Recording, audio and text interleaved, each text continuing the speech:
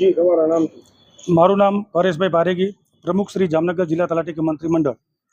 આજરોજ અમે ગુજરાત રાજ્ય તલાટી મહામંડળના આદેશ મુજબ જામનગરના તલાટી મિત્રો, માનનીય કલેક્ટર સાહેબ તેમજ માનનીય જિલ્લા વિકાસ અધિકારી સાહેબશ્રીને અમારા પંચાયત તલાટી મંત્રીશ્રીના જોબ ચાર્ટ અલગ કરવા બાબતે આવેદનપત્ર આપવા માટે આવ્યા છે અને આવેદનપત્ર પણ આપી દીધું છે। અમારા તલાટી મંત્રીશ્રીઓનો માત્ર આજે એક પ્રશ્ન એવો છે કે રેવન્યુ તલાટી હોવા છતાં આજે રેવન્યુની કામગીરી બધી અમે પંચાયત તલાટી મિત્રો કરીએ છીએ।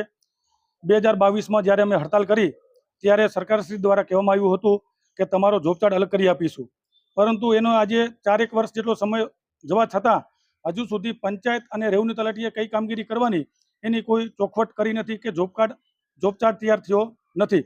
એટલે આજે અમે આવેદનપત્ર આપ્યું છે। અમારી સરકારશ્રી પાસે મુખ્યત્વે માગણી એવી છે કે અમને રેવન્યુ તલાટી સમકક્ષ એટલે કે અમે પણ રેવન્યુ કામગીરી કરીએ છીએ, તમામ નમૂનાઓ નિભાવીએ છીએ, તો અમને 4400 ગ્રેડ પે આપો। જો અમને 4400 ગ્રેડ પે ન મળતો હોય તો અમારી પાસેથી તમામ રેવન્યુ પ્રકારની તમામ કામગીરી પરત લઈ અમારી પાસેથી તમામ જે રેવન્યુ નમૂનાઓ છે એ પરત લેવામાં આવે એવી અમારી માગણી અને લાગણી છે।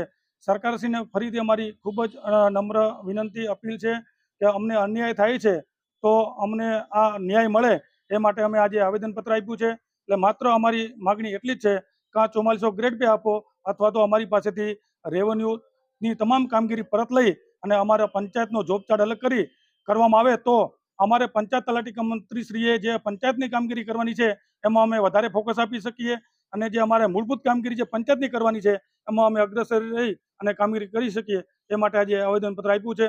જય હિન્દ, જય ભારત, વંદે માતરમ।